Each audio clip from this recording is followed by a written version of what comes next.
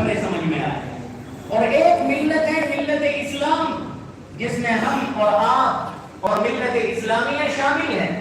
اسی معنی میں اردو زبان میں ملت کہا جاتا ہے، ملت کا تحفظ کہا جاتا ہے، ملت سے محبت کہا جاتا ہے، ملت کو لے کر چلنا کہا جاتا ہے، ملت اسلامیہ کہا جاتا ہے.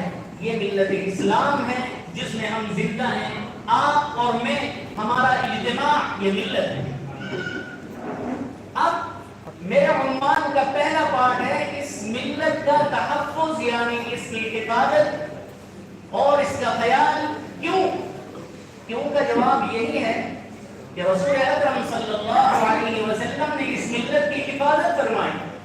رسول اللہ صلی اللہ علیہ وسلم نے اس ملت کی حفاظت خود کر کے دکھلائی اور آپ نے اس ملت کی حفاظت کرنا سکھلایا.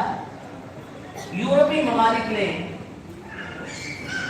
ایک میسج دنیا کو دینے کے لیے ایک فلم جو ہے بنائی تھی، اور اس کے اندر یہ فلمایا گیا تھا، یہ دکھایا گیا تھا کہ ہماری ملت اور ہماری قوم کا، ہماری جماعت کا اور ہماری فوج کا ایک آدمی اگر ضائع ہو جائے تو ہم اس پر اس کی حفاظت کے لیے اور اس کا بدلہ دشمن سے لینے کے لیے کروڑوں روپے خرچ کر سکتے ہیں.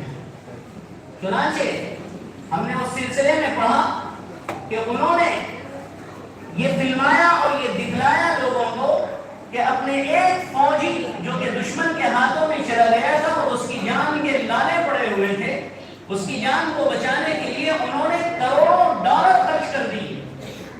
یہ ان لوگوں کے یہاں ملت کے تحفظ کا احساس ہے، اور یہ ہماری چیز ہے جو انہوں نے نقل کی. اور آج مسلمان یہ کہتا ہے کہ ان میں یہ چیز پائی جاتی ہے. یہ ہماری اپنی بزدلی ہے. ہم کہتے ہیں آج کے غیر مسلم صبح صبح اٹھ جاتے ہیں، حالانکہ وہ نہیں اٹھتے، وہ ہماری چیز ہے جو انہوں نے نقل کی ہوئی ہے.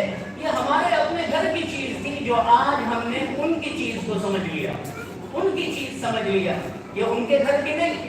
چنانچہ ملت کا تحفظ اور اس کا احساس بھی ہمارے اپنے گھر کی چیز ہے، یہ ان کی نہیں ہے.